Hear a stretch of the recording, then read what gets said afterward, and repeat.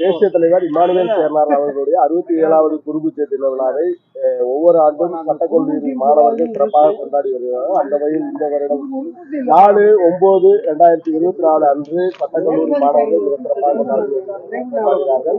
அதில் கலந்து கொண்ட தாய்நாடு மக்கள் கட்சியினுடைய தலைவர் மரியாதைக்குரிய பூஜராஜ கோனார் அவர்களிடம் ஐயா வணக்கம். இந்த குருபூஜை விழாவில் கலந்திருக்கீங்க. குருபூஜை தின விழாவில் சட்டக்கல்லூரி மாணவர்கள் நடத்திய விழாவில் கலந்திருக்கீங்க. தங்களுடைய மனநிலைமை என்ன, இது பற்றி ஒரு சின்ன கருத்து ஐயா. மதுரை தேவேந்திர அரசு சட்டக்கல்லூரி மாணவர்கள் நடத்துற இந்த 67வது குருபூஜை விழாவில் கலந்துக்கிறதுல இது முதல் தடவை. நான் ஐயா இமானுவேல் ஐயாவுடைய குருபூஜை விழாவில் பரமக்குடியில் நம்ம கலந்துக்கிட்டோம். அங்கே நல்ல வரவேற்பு. ஏன்னா அனைத்து சமுதாயத்தையும் ஒருங்கிணைச்சு கூட்டிகிட்டு போனோம். தமிழர் கூட்டமைப்பு சார்பாக நாங்கள் ஒரு நடப்பயணமாக போனோம். அதில் அனைத்து எத்தனை சமுதாயம் இருக்கிறாங்களோ அத்தனை சமுதாயத்தையும் கூட்டிகிட்டு போனோம். அதே மாதிரி இந்த இடத்துக்கு நம்ம சட்டக்கல்லூரி மாணவர்கள் அனைத்து சமுதாய உறவுகளையும் நம்ம கூட்டிகிட்டு வந்திருக்கிறோம். இது என்னன்னா ஒரு இணக்கத்தை உருவாக்குறது, இந்த ஜாதி மோதல்களை வருங்காலங்களில் இருக்கிற இளைஞர்கள் கல்வி, வேலை வாய்ப்பு, அரசியல் பங்கீடு, இடஒதுக்கீடு எல்லா சமுதாயத்துக்கும் சமமாக கிடைக்கணும். நம்ம சண்டை போட்டுக்கிட்டு வெட்டிக்கிட்டு குத்திக்கிட்டு சாகிறதுனால வழக்குகள், சிறைச்சாலை செல்றதுனால பல குடும்பங்கள் இதாயிருக்கு.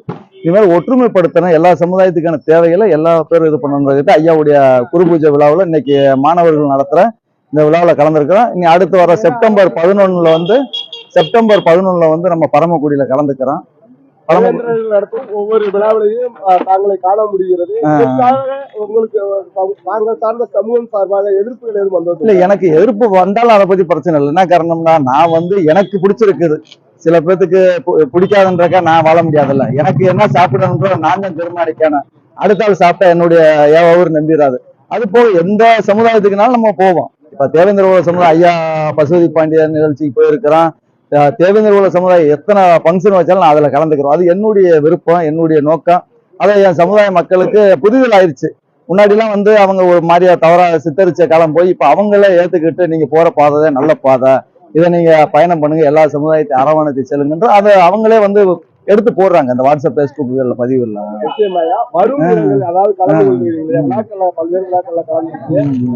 இடங்களில் வேளாளர்களுடைய அணுகுமுறை எப்படி? எனக்கு தேவேந்திர சமுதாய இளைஞர்கள் ஃபுல்லாவே நல்ல வரவேற்பு, நல்ல என் மேல பற்று வச்சிருக்கிறாங்க. ஏன்னா நான் அதனாலதானே அதிகமா எனக்கு அவங்க கூட பயணம் பண்றோம்.